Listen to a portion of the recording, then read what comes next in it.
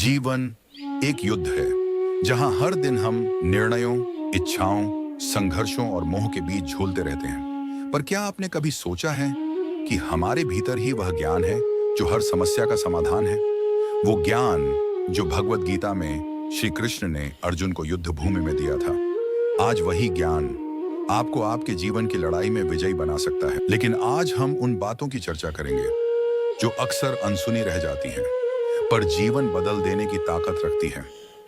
एक, परिवर्तन ही संसार का नियम है। सुख दुख, सर्दी गर्मी, ये सब आते जाते रहते हैं। इन्हें सहन करना ही बुद्धिमानी है। जैसे ग्रीष्म ऋतु में प्रचंड गर्मी होती है, पूरी धरती और जीव जंतु एक बूंद पानी के लिए तरस जाते हैं। लेकिन ये गर्मी हमेशा नहीं रहती। कुछ दिनों के बाद बारिश आकर पूरी धरती को हरी भरी कर देती है। आसमान से जब बारिश गिरती है, वो बारिश की बूंद भी वही नहीं रह जाती, नीचे की तरफ बहते बहते नदी में मिल जाती है, और नदी का पानी बहते बहते समुद्र में मिल जाती है। वही पानी ग्रीष्म में वेपर बनकर आसमान में चली जाती है, और फिर बारिश का मौसम आते ही वही पानी फिर से नीचे गिरती है। इसको जल चक्र कहते हैं। जीवन का सुख दुख भी उसी तरह हमेशा चलता रहता है। फर्क बस इतना सा है कि किसी के लिए सुख ज्यादा दिन और दुख कम दिन, और किसी के लिए सुख कम दिन और दुख ज्यादा दिन हो सकता है। ये उसके अच्छे और बुरे काम का परिणाम होता है। लेकिन याद रखना, ये हमेशा नहीं रहता। जब पांडवों को वनवास हुआ, तब युधिष्ठिर ने हार मानने के बजाय यही कहा, यह समय भी बीत जाएगा। उन्होंने दुख को स्थायी नहीं माना और उसी विश्वास से आगे बढ़े। वनवास खत्म हुआ, महाभारत युद्ध हुआ, पांडवों की विजय हुई, फिर हस्तिनापुर में राज किया। बस धैर्य रखना, सब कुछ बदल जाएगा। जो परिस्थिति वर्तमान की है उसको स्वीकार करना सीखो, जिंदगी बदल जाएगी। 2, जो विश्वास करता है वही ज्ञान प्राप्त करता है। श्रद्धावान ही ज्ञान प्राप्त करता है। माँ बाप और गुरु कभी भी अपनी पुत्रों और अपनी शिष्यों का बुरा नहीं चाहते। वो जो भी बात बताते हैं हमारे भलाई के लिए बताते हैं। उन्होंने अपने जीवन में जो कुछ भी अनुभव किया है और जो भी गलती किया है उसके हिसाब से हमें सिखाते हैं, ताकि हम भी वो गलती दोबारा ना दोहराएं। लेकिन आज कल के बच्चे तो इसका उल्टा कर रहे हैं। माँ बाप अगर कुछ कह दे तो माँ बाप को ही मारने पर उतर आ रहे हैं। सोचो, अगर किसी के पास सुनने की क्षमता ही ना होगी तो वो किस प्रकार अपनी गलती को सुन सकेगा, और जब खुद की गलती को सुन नहीं सकेगा तो वो उसको सुधरेगा कैसे? इसीलिए खुद की गलती को स्वीकारना सीखो, तभी आगे बढ़ पाओगे। माँ बाप, गुरु और ईश्वर पर हमेशा विश्वास रखो, क्योंकि ये वो लोग हैं जो कभी तुम्हारी बुराई नहीं चाहेंगे। अर्जुन ने बिना शक किए श्री कृष्ण की हर बात पर विश्वास किया, तभी वह विजेता बना। अगर उसने संदेह किया होता तो शायद महाभारत की कहानी कुछ और होती। 3, संदेह करने वाला न सुखी होता है न सफल। संदेह करने वाला न इस लोक में सुखी होता है न परलोक में। कभी गौर किया है, हमारे अंदर का सबसे बड़ा शत्रु कौन होता है? वो कोई और नहीं, हमारा संदेह होता है। संदेह करने वाला न तो इस लोक में सुखी रह पाता है और न ही परलोक में। ये बात स्वयं श्री कृष्ण ने अर्जुन को भगवत गीता में कही थी। संदेह करने वाला हर बार सोचता है, क्या मैं कर पाऊंगा? लोग क्या कहेंगे? अगर असफल हो गया तो? वो कदम उठाने से पहले ही हार मान लेता है, और फिर न वो अपने सपनों तक पहुंच पाता है न शांति को पा सकता है। सच्चाई ये है कि जीवन में 100% गारंटी कुछ नहीं होती, पर विश्वास वो पहला कदम है जो हर सफलता की शुरुआत बनता है। सोचिए, अगर अर्जुन को अपने आप पर और भगवान पर विश्वास न होता तो क्या वो महाभारत जीत पाते? अगर आप हर समय खुद पर शक करते रहेंगे तो जिंदगी सिर्फ पछतावे में बीतेगी। अपने अंदर के संदेह को पहचानिए और उसे मिटाइए, क्योंकि जब आप खुद पर विश्वास करना शुरू करते हैं तब पूरी सृष्टि आपके साथ खड़ी हो जाती है। संदेह नहीं, विश्वास रखो, ताकि तुम भी कह सको, मैं कर सकता हूं और मैं करूंगा। कर्ण को जब पता चला कि वह कुंती का पुत्र है तो उसके मन में द्वंद्व पैदा हुआ। अगर वो स्पष्ट निर्णय लेता तो शायद इतिहास बदल जाता। दुविधा और संदेह से बड़ी हार कोई नहीं। आज कई लोग स्टार्टअप या करियर बदलने का सपना देखते हैं, पर कदम नहीं उठाते क्योंकि उन्हें संदेह है, क्या मैं कर पाऊंगा? गीता कहती है, निर्णय लो पूर्ण विश्वास से। 4, सबसे पहले स्वयं को सुधारो। मनुष्य को स्वयं से ही अपना उद्धार करना चाहिए। हम अक्सर दुनिया को बदलने की कोशिश करते हैं, किसी को गलत कहते हैं, किसी को दोष देते हैं, लेकिन क्या कभी आईने में झांक कर देखा है? कहानी की शुरुआत हमेशा स्वयं से होती है। और स्वयं कौन है? स्वयं यानी मैं, खुद इंसान। किसी ने ठीक ही कहा है, अगर दुनिया बदलनी है तो सबसे पहले स्वयं को सुधारो। हम चाहते हैं कि लोग हमसे प्यार करें, इज्जत दें, लेकिन क्या हम खुद को वैसा बना पाए हैं? हम चाहते हैं कि समाज ईमानदार हो, पर क्या हम खुद कभी लाइन तोड़ने से रुके हैं? हम चाहते हैं कि परिवार में शांति हो, पर क्या हम खुद गुस्से को रोक पाए हैं? बात सीधी है, जब तक हम खुद को नहीं सुधारते तब तक बाहर कुछ भी नहीं सुधरता। भगवत गीता में भी श्री कृष्ण ने यही कहा, उद्धरेदात्मनात्मानम, आत्मा ही अपना मित्र है और आत्मा ही अपना शत्रु। दुनिया को बदलने की शुरुआत मैं से होती है। स्वयं बदल जाओगे तो पूरा संसार बदल जाएगा। तो अगली बार जब किसी को बदलने का मन करे तो एक पल रुककर खुद से पूछिए, क्या मैंने स्वयं को सुधारा? दुर्योधन सारा दोष दूसरों पर देता रहा, पांडव, भीष्म, विदुर, पर श्री कृष्ण ने कहा, जो स्वयं को नहीं सुधार सकता उसे कोई नहीं सुधार सकता। 5वां, हर व्यक्ति अपने स्वभाव से कर्म करता है, प्रकृति अनुसार ही सब आचरण करते हैं। हर व्यक्ति अपने स्वभाव से कर्म करता है। यह कोई साधारण वाक्य नहीं, ये श्रीमद् भगवद गीता का गहरा सत्य है। भगवान श्री कृष्ण जी ने अर्जुन से कहे थे, स्वभावजम कर्म कुर्वाण, हर प्राणी अपने स्वभाव के अनुसार ही कार्य करता है। आज हम अक्सर खुद को दूसरों से तुलना करते हैं, वो इतना सफल क्यों है, मैं वैसा क्यों नहीं बन पा रहा, लेकिन भूल जाते हैं कि हर आत्मा की एक अलग यात्रा है, एक अलग प्रकृति है। कोई सागर की तरह गहरा है तो कोई नदी की तरह बहता है, कोई अग्नि की तरह तेज है तो कोई वायु की तरह शांत। असल सवाल ये नहीं कि दूसरा क्या कर रहा है, बल्कि ये है कि मैं अपने स्वभाव के अनुसार क्या कर रहा हूं। क्योंकि जब हम अपने स्वभाव के अनुसार कर्म करते हैं तब काम में आनंद आता है, परिणाम में सफलता आती है और मन में शांति। अर्जुन एक योद्धा था, उसका स्वभाव युद्ध करना था। श्री कृष्ण जी ने भी कहे, अपने स्वधर्म को निभाना ही श्रेष्ठ है, भले उसमें कोई कमी क्यों ना हो। तो अब समय है खुद से ये पूछने का, मेरा स्वभाव क्या है? मैं कौन सा कर्म करूं जिससे मेरी आत्मा संतुष्ट हो? दूसरों की राह पर मत चलो, अपना मार्ग पहचानो।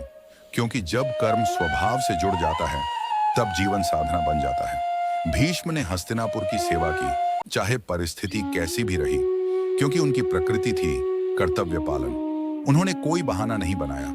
कुछ लोग चाहे करोड़पति बन जाएं, फिर भी सेवा करते हैं, क्योंकि वह उनके स्वभाव में है। तो दूसरों को बदलने से बेहतर है पहले उनके स्वभाव को समझो। 6, संयम ही सच्ची शक्ति है, जिसने मन को जीता वही विजयी है। आज की दुनिया में हम शक्ति को बाहरी चीजों में खोजते हैं, धन में, दिखावे में या फिर शारीरिक ताकत में। लेकिन क्या यही असली शक्ति है? भगवत गीता कहती है, नहीं, संयम ही सच्ची शक्ति है। जिसने अपने मन को, अपनी इच्छाओं को, अपने क्रोध को नियंत्रण में कर लिया, वो ही सच्चा विजेता है। एक पल के क्रोध में कहे गए शब्द रिश्ते तोड़ सकते हैं।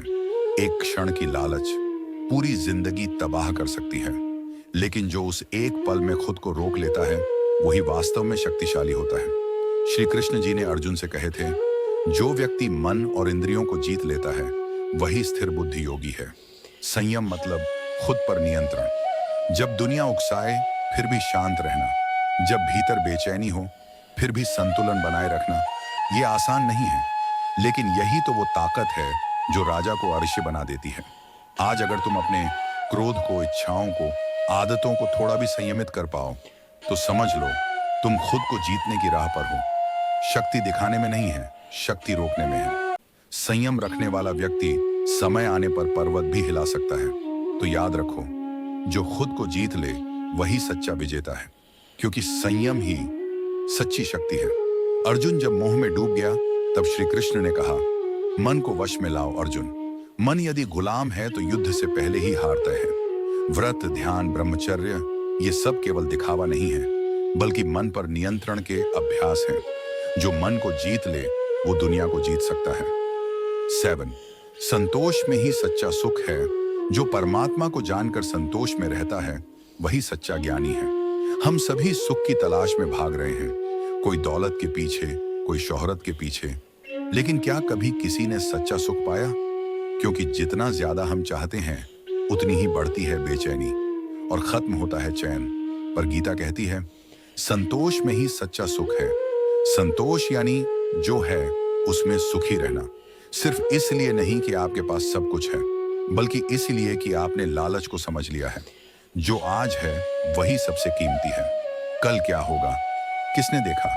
एक संतोषी व्यक्ति कम में भी खुश रहता है, जबकि एक असंतोषी इंसान सब कुछ होते हुए भी अधूरा महसूस करता है।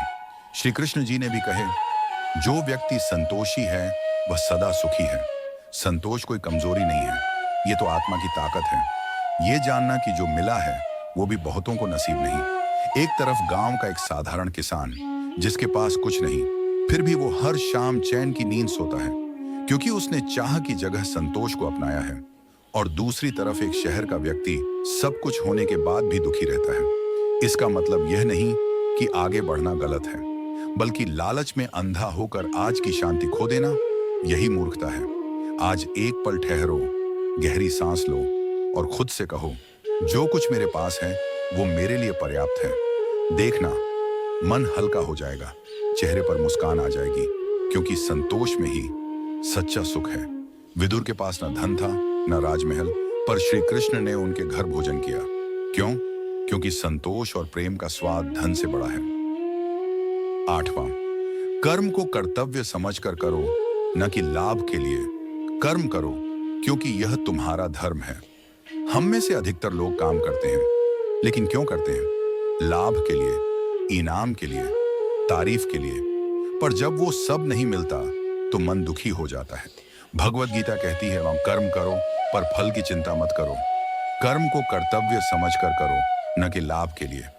जब हम कर्म को एक जिम्मेदारी मानते हैं तब वो सेवा बन जाती है, लेकिन जब हम उसी कर्म को सिर्फ लाभ के लिए करते हैं तब वो बोझ बन जाता है। सोचिए, सूरज हर दिन उगता है, क्या वो इसलिए चमकता है कि लोग उसकी तारीफ करें? नदी बहती है, क्या वो इसलिए क्योंकि उसे पुरस्कार मिलेगा? नहीं, वो सब अपने कर्तव्य से बंधे हैं। श्री कृष्ण जी ने अर्जुन से कहे थे, तेरा अधिकार सिर्फ कर्म पर है, फल पर नहीं। जब हम निष्काम भाव से कार्य करते हैं तो हमारे भीतर शांति आती है और बाहर सफलता। कर्म ही पूजा है जब वो निस्वार्थ हो। कर्तव्य निभाने वाला कभी असफल नहीं होता, क्योंकि उसका मन फल में नहीं, कर्म की पवित्रता में होता है। तो अब जब अगली बार कोई कार्य हाथ में लो तो खुद से सिर्फ इतना पूछो, क्या ये मेरा कर्तव्य है? अगर हाँ, तो पूरे समर्पण से करो, चाहे दुनिया देखे या ना देखे, इनाम मिले या ना मिले, क्योंकि असली सफलता वहीं शुरू होती है जहां कर्म सिर्फ लाभ के लिए नहीं बल्कि कर्तव्य के लिए किया जाता है। श्री कृष्ण ने अर्जुन से कहा, युद्ध करो क्योंकि यह तुम्हारा धर्म है, न कि जीतने के लिए। कर्म में श्रद्धा, परिणाम में समर्पण, यही गीता है। एक डॉक्टर जो दिन रात मरीजों की सेवा करता है वह लाभ नहीं देखता, सिर्फ अपना कर्तव्य निभाता है, और यही उसे महान बनाता है। दोस्तों, भगवत गीता कोई पुरानी किताब नहीं है, ये तो जीवन का जीता जागता रोड मैप है, जहां हर श्लोक में जीवन की गहराई है, हर सीख में एक नई रोशनी है। तो आज से जब भी जीवन में भ्रम हो, द्वंद्व हो, हार हो, तो श्री कृष्ण की उस दिव्य आवाज को याद करना, जो अर्जुन से नहीं तुमसे कह रही है, उठो, जागो, कर्म करो और स्वयं को जानो। दोस्तों, कैसी लगी आज की श्री कृष्ण जी की वाणी? कमेंट में जरूर बताएं, और ऐसे ही भगवान श्री कृष्ण जी के वाणी सुनना और समझना चाहते तो वीडियो को लाइक और चैनल को सब्सक्राइब कर दीजिए। जय श्री कृष्ण।